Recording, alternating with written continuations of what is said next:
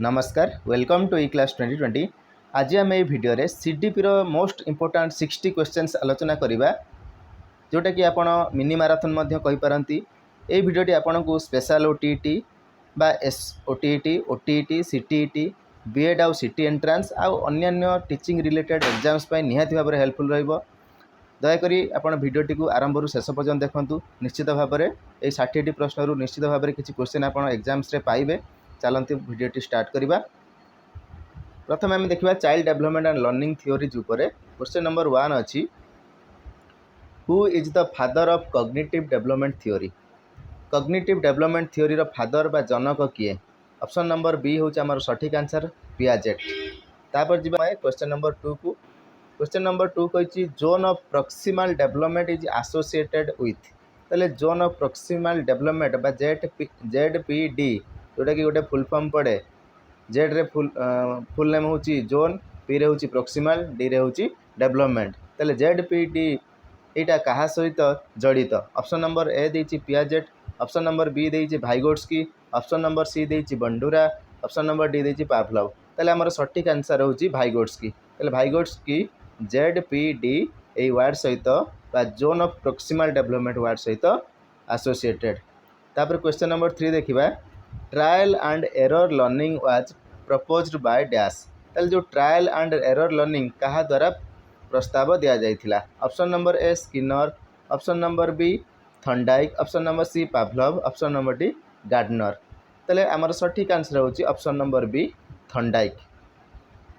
ता परवर्ती क्वेश्चन को जिबा। क्वेश्चन नंबर 4 अछि operant conditioning is given by. ताले ऑपरेंट कंडीशनिंग कहा द्वारा दिया जाइथिला? Option number A Skinner, option number B Pavlov, option number C Bandura, option number D Thorndike. ताले ऑपरेंट कंडीशनिंग आमर स्किनर को द्वारा दिया जाइथिला। ऑप्शन नंबर ए होची आमर सठिक उत्तर। तापर जिबा क्वेश्चन नंबर 5 को। क्वेश्चन नंबर 5 अछि Bobo doll experiment was conducted by dash. ताले बोबोडल एक्सपेरिमेंट कहा द्वारा कंडक्ट करा जाइथिला? Option number A Pavlov, option number B Bandura, option number C Gardner, option number D Piaget. ताले ऑप्शन नंबर बी होची आमर सठिक आंसर बंडुरा। तापर क्वेश्चन नंबर 6। क्वेश्चन नंबर 6 देछि multiple intelligence theory was proposed by dash. ताले multiple intelligence theory कहा द्वारा दिया जाइथिला? Option number A Vygotsky, option number B Gardner, option number C Piaget, option number D Thorndike. ताले हमर सठिक आंसर होची option number B Gardner.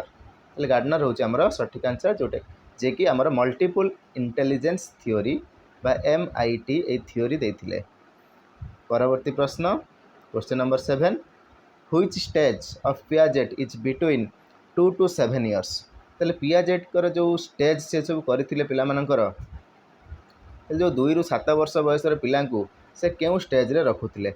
Option number A sensory motor, option number B pre operational, option number C concrete operational, option number D formal operational. ताले हमर सठिक answer होची pre operational, option number B होची हमर सठिक answer.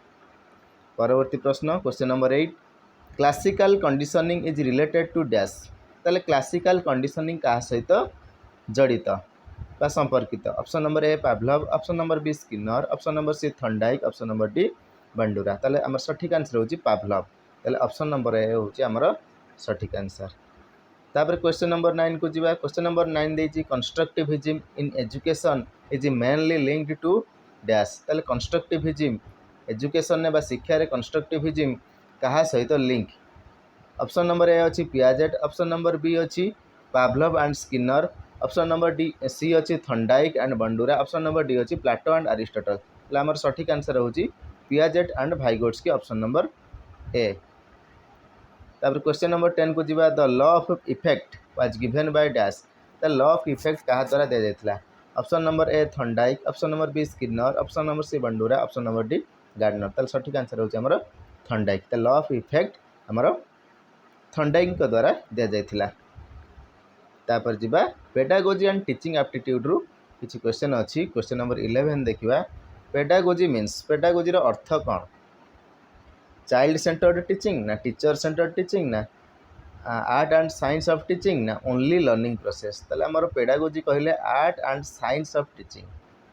Art and science of teaching बा शिक्षण रो बा शिक्षादान रो कला आउ विज्ञान हूँ आमर पेडागोजी पेडागोजी अर्थ हूँ यहाँ बुझेगा।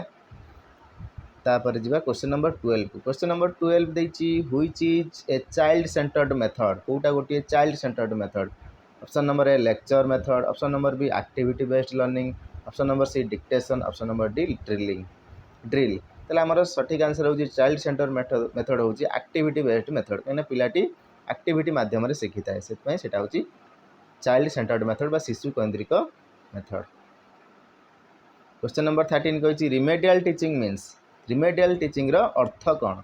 Extra teaching for weak students, option number B अच्छी teaching only bright students, option number C compulsory teaching for all, option number D only activity teaching. ताहले रिमेडियल टीचिंग कहले आमर एक्स्ट्रा टीचिंग जो extra teaching जो मैंने सब weak student रोचंती दुर्बल छात्र छात्री रोचंती तांकर जो दक्षता उपर से माने हासिल करि पारि नाहंती ताले तांको आमे रिमेडियल टीचिंग देई थांती ताले extra teaching for weak students.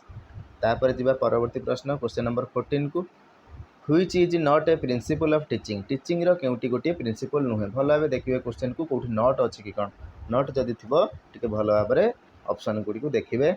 Option A देछि proceed from known to unknown ताले हम नॉन नॉट देछि ताले नॉन रु अननोन को तो जिबा।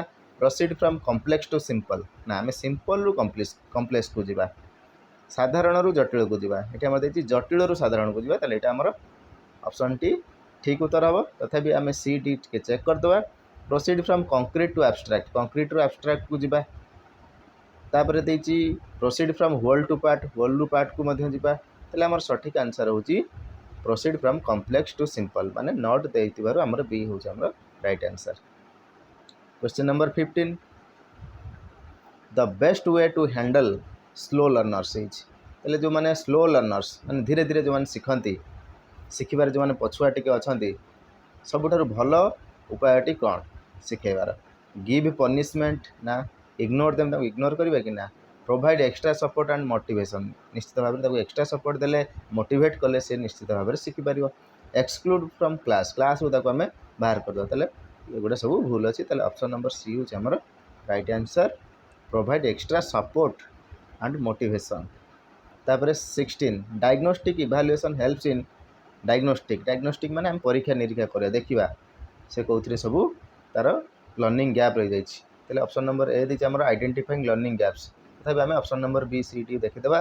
प्रोमोटिंग स्टूडेंट्स डायग्नोस्टिक इवैल्यूएशन टा हमें आइडेंटिफाई करंती स्टूडेंट रो लर्निंग गैप कोन रहिला। तापर ऑप्शन नंबर सी दिछि असाइनिंग ग्रेड आमे दबा ना सेटा नो रैंकिंग स्टूडेंट रैंक दबा रैंकिंग करबा पिला को ना ताले ऑप्शन नंबर ए हमर होचे आइडेंटिफाइंग लर्निंग गैप्स पिलार कोठी लर्निंग गैप रहिला कोठी तार वीकनेस रहिला सेटा पय हमें डायग्नोस्टिक इवैल्यूएशन करथांती। Question number 17 which of the following is not a type of evaluation कोटा गोटे इवैल्यूएशन रो टाइप नुहे। फॉर्मेटिव नॉट देछि भला भी देखथबे फॉर्मेटिव गोटे इवैल्यूएशन समेटिव गोटे इवैल्यूएशन डायग्नोस्टिक एटा गोटे इवैल्यूएशन एटा गोटे असेसमेंट सर एटा गोटे इवैल्यूएशन रिलेटिव इवैल्यूएशन ओनली एटा होची हमर सठिक आंसर एटा गोटे आमर इवैल्यूएशन नुहे किंतु एगुड़ा सब गोटे गोटे इवैल्यूएशन ताले फॉर्मेटिव इवैल्यूएशन समेटिव डायग्नोस्टिक गोटे गोटे इवैल्यूएशन। तापर जिबा 18 क्वेश्चन नंबर 18 देछि कंटीन्यूअस एंड कॉम्प्रिहेंसिव इवैल्यूएशन बा सीसीई ए सीसीई रो पूरा नाम मध्य पड़े सीसीई रो पूरा नाम होछि continuous and comprehensive evaluation was recommended by dash ताले जो सीसीई का द्वारा रेकमेंड करा जायतिला ताले ऑप्शन नंबर ए होछि हमर राइट आंसर एनसीएफ 2005 ताले एनसीएफ रो पूरा नाम कोन यदि एनसीएफ विषय आपन जानि नाती एनसीएफ रो किछि क्वेश्चन देखबा को चाहतांती ताले मु आई बटन आउ आपनकर डिस्क्रिप्शन रे लिंक दे देबे आपन से डिस्क्रिप्शन लिंक बा से आई बटन ने क्लिक करिकि एनसीएफ विषय रे बहुत गुड़िए प्रश्नर उत्तर मध्य देखि परिबे जोटा कि आपनकर एग्जाम पय बहुत हेल्पफुल रहइबो। ताले एनसीएफ रो पूरा नाम होछि national curriculum framework national curriculum framework F रोजी फ्रेमवर्क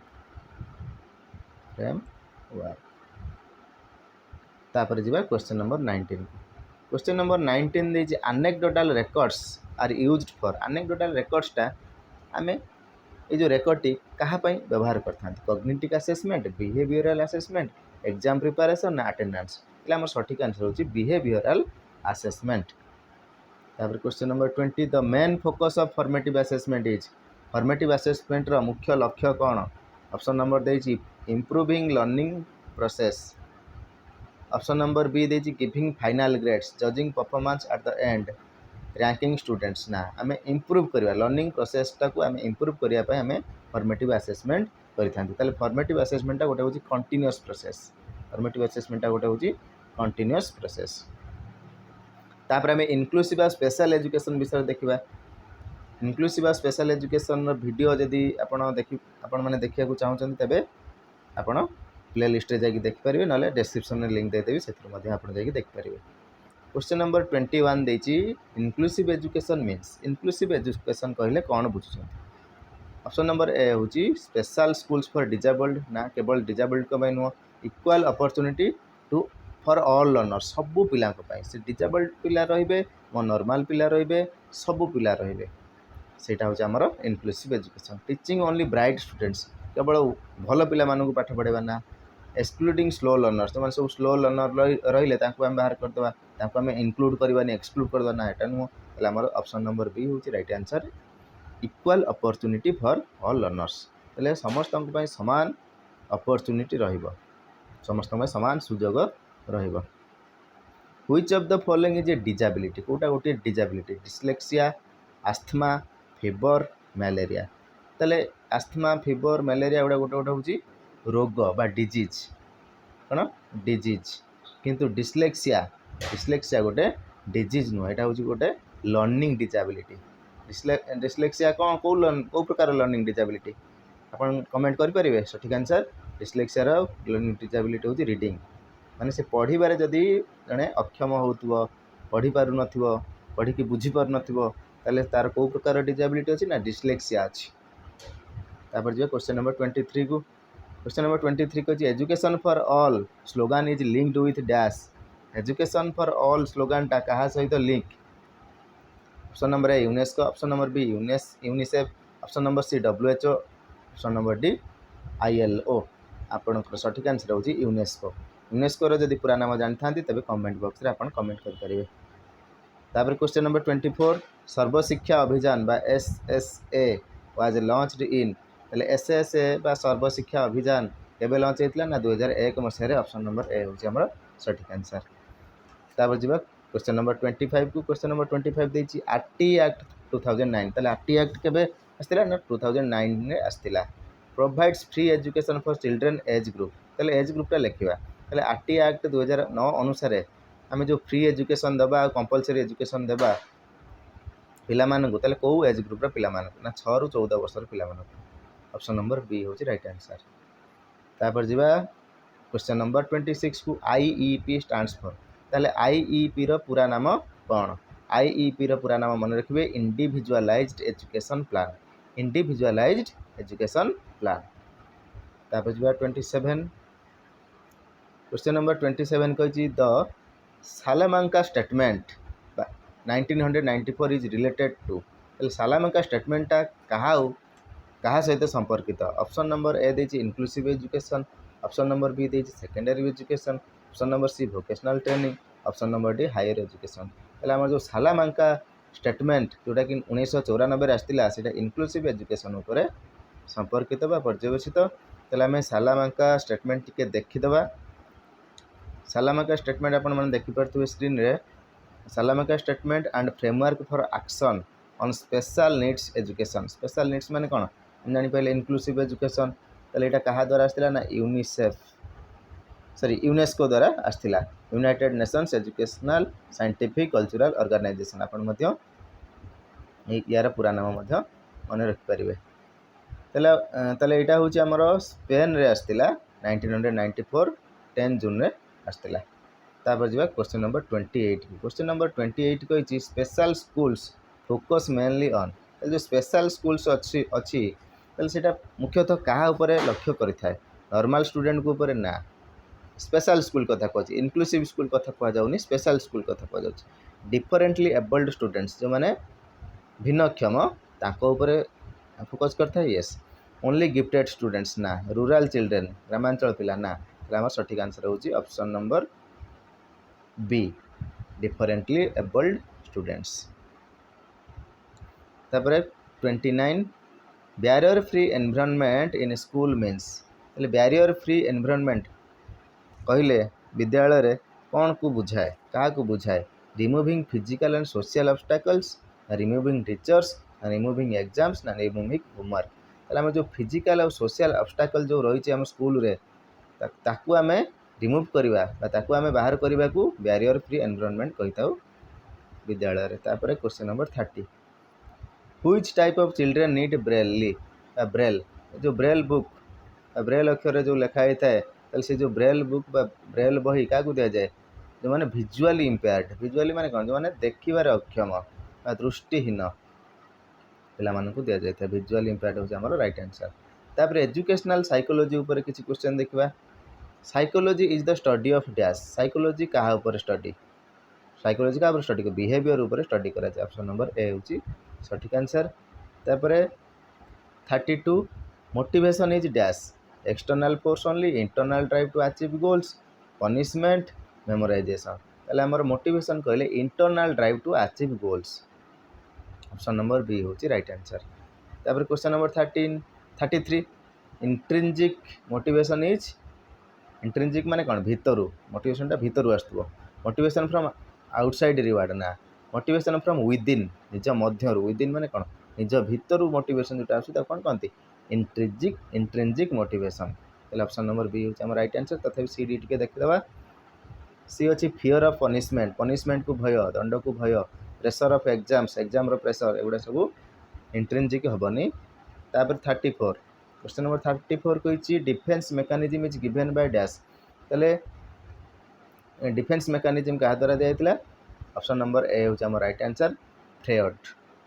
ତାପରେ 35, the IQ concept was first introduced by dash, IQ concept କାହା ଦ୍ୱାରା ଇଣ୍ଟ୍ରୋଡ୍ୟୁସ୍ ଦିଆଯାଇଥିଲା ବା ଇଣ୍ଟ୍ରୋଡ୍ୟୁସ୍ କରାଯାଇଥିଲା? ତାହେଲେ ବିନେଟ୍।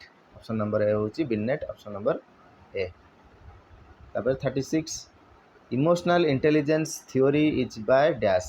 ତାହେଲେ ଇମୋସନାଲ ଇଣ୍ଟେଲିଜେନ୍ସ ଥିଓରି କାହା ଦ୍ୱାରା ଦିଆଯାଇଥିଲା? ନା ଗୋଲମ୍ୟାନ୍, ନା କାହା ଦ୍ୱାରା? ଗୋଲମ୍ୟାନ୍।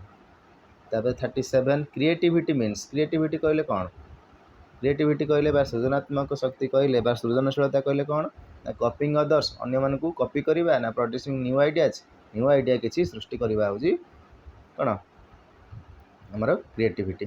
ମେମୋରାଇଜିଂ ନୁହେଁ, ରାଇଟିଂ ଫାଷ୍ଟ ବି ନୁହେଁ, ତାହେଲେ ପ୍ରଡ୍ୟୁସିଂ ନ୍ୟୁ ଆଇଡ଼ିଆଜ୍। ତାପରେ ଯିବା ପରବର୍ତ୍ତୀ ପ୍ରଶ୍ନ 38କୁ, ହୁଇଚ୍ ଇଜ୍ ନଟ୍ ଏ ଲେବଲ୍ ଅଫ୍ ଟିଚିଂ, କେଉଁଟା ଗୋଟେ ଟିଚିଂର ଗୋଟେ ଲେବଲ୍ ନୁହଁ?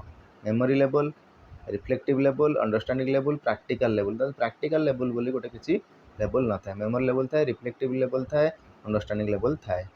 ତାପରେ 39, କ୍ୱେଶ୍ଚନ୍ ନମ୍ବର 39 ଦେଇଛି ଦ ରିଫ୍ଲେକ୍ଟିଭ୍ ଲେବଲ୍ of teaching was ସଜେଷ୍ଟେଡ୍ Bai dash, reflective ଲେବଲ୍ ଅଫ୍ ଟିଚିଂ କାହା ଦ୍ୱାରା ସଜେଷ୍ଟ କରାଯାଇଥିଲା?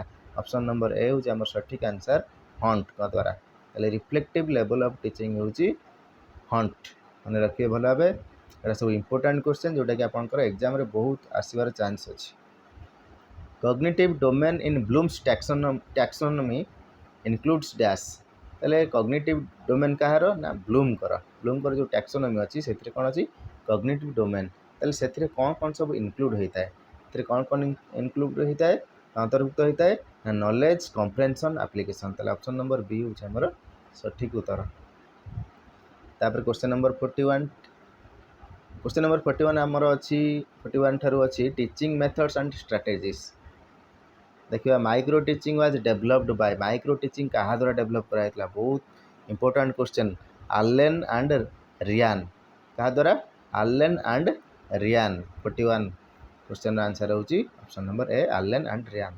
ତାପରେ 42, which is the first step of teaching process, teaching ପ୍ରୋସେସ୍ର ପ୍ରଥମ ଷ୍ଟେପ୍ଟି କ'ଣ? ଆগে ଆମେ ପ୍ଲାନିଂ କରନ୍ତି। ତାହେଲେ ଅପସନ୍ ନମ୍ବର ବି ହେଉଛି ଆମର ରାଇଟ୍ ଆନ୍ସର୍। ତାପରେ ଯିବା କ୍ୱେଶ୍ଚନ୍ ନମ୍ବର 43କୁ, ବହୁତ important question, the main role of a teacher is information transmitter, ନା ଗାଇଡ୍ ଆଣ୍ଡ ଫ୍ୟାସିଲିଟେଟର୍, ନା ଅଥରିଟି ଫିଗର୍, ନା ଓନ୍ଲି ଇଭାଲୁଏଟର୍। ତାହେଲେ ବର୍ତ୍ତମାନ ଆମର ଟିଚରଙ୍କର ରୋଲ୍ କ'ଣ? ନା ଗାଇଡ୍ ଆଉ ଫ୍ୟାସିଲିଟେଟର୍ ସେ ହେବା ଦରକାର। ତାହେଲେ ଅପସନ୍ ନମ୍ବର ବି ହେଉଛି ରାଇଟ୍ ଆନ୍ସର୍। ଏଇଟା ହେଉଛି ମୋଷ୍ଟ ଇମ୍ପୋର୍ଟାଣ୍ଟ କ୍ୱେଶ୍ଚନ୍। ତାପରେ 44, କ୍ୱେଶ୍ଚନ୍ ନମ୍ବର 44 ଦେଇଛି activity based method activity based learning is inspired by activity based लर्निंगटा क्या द्वारा आसीथिला केउं थियोरी सहित संपर्कित कंस्ट्रक्टिविज्म बिहेवियरिज्म आइडियालिज्म रियलिज्म ताले कंस्ट्रक्टिविज्म ऑप्शन नंबर ए होची कंस्ट्रक्टिविज्म कहीं से नॉलेज कंस्ट्रक्ट करता है एक्टिविटी माध्यम ताले activity based method is inspired bye constructivism तापर जा 45 को 45 होची play way method was introduced bye play way method का द्वारा इंट्रोड्यूस करा जायतिला ऑप्शन नंबर बी होची हमर राइट आंसर फ्रोबेल भल भाव में मन रखिए सब बहुत इंपोर्टेंट क्वेश्चन तापर 46 project method was introduced by given by Kilpatrick का द्वारा Kilpatrick option number A Kilpatrick को द्वारा प्रोजेक्ट मेथड दिया जायतिला तापर 47 which is not a teaching aid कोटा गोटे टीचिंग एड बा टीएलएम नुहे बा शिक्षण सामग्री नुहे नॉट देछि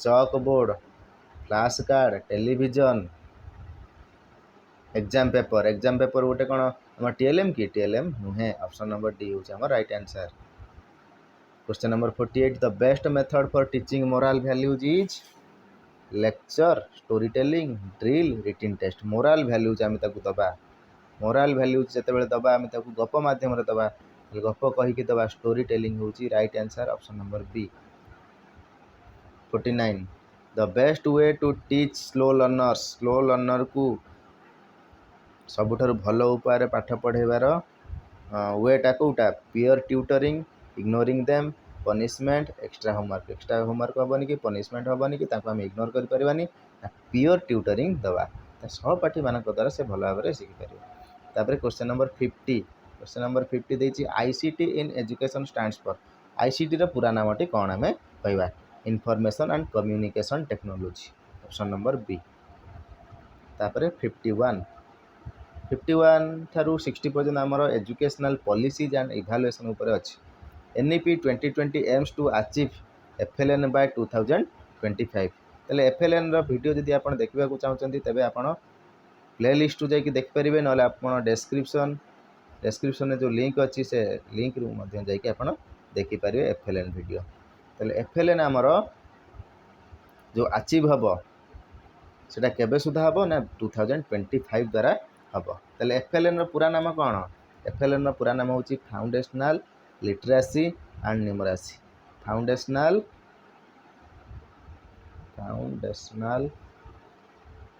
लिटरेसी एंड न्यूमरेसी एंड गोटे न रही भूल हो एनईपी हूँ नेशनल एजुकेशन पॉलिसी जोटा कि 2020 आसला यार अध्यक्ष किए थे के कस्तूरी रंगन मन रखिए तापर जो हम परवर्ती प्रश्न कही परख स्टैंड्स फॉर परख रो पूरा नाम कौन यहाँ बहुत इंपोर्टेंट क्वेश्चन मोस्ट इंपोर्टेंट ताले तार सठिक आंसर होची performance assessment review and analysis of knowledge for holistic development यहाँ होची परख रो सठिक answer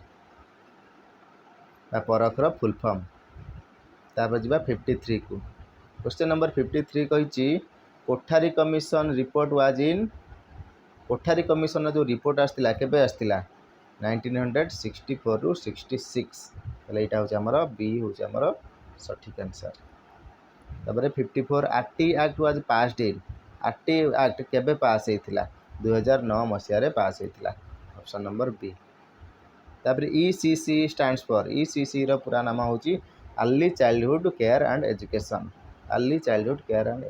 option number A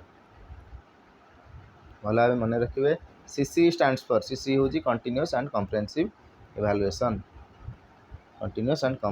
evaluation option number A तापर 57 एनसीएफ 2005 एम्फासाइज एनसीएफ 2005 एनसीएफ हूँ कौन नेशनल करिकुलम फ्रेमवर्क पूर्व प्रश्न कही से क्या ऊपर एम्फासाइज करता है रोट लर्निंग घोषा ना कंस्ट्रक्टिविस्ट अप्रोच हाँ लेक्चर मेथड ना कॉर्पोरल पनिशमेंट वर्ड आसले हेनी के भी आंसर ताले constructivist approach option number B 58 कही which body design school curriculum कथा आसीगले पाठ्यक्रम कथा आसीगले आसी आम एनसीईआरटी करिकुलम तैयारी करता है जदि आम स्टेट कथा कहबा एससीईआरटी हम किंतु एठी जेहेतु किसी देई नहीं ताले सेंट्रल को हम बुझिबा ताले एनसीईआरटी हबा हमर आंसर।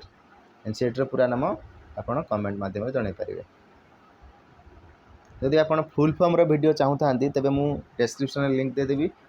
किछि गुडे फुल फॉर्म रो किछि गुडे वर्ड रो फुल फॉर्म आपण मध्य से वीडियो माध्यम रे जानि पारिबे, जोटा कि आपण एग्जाम पे बहुत हेल्पफुल हेबो।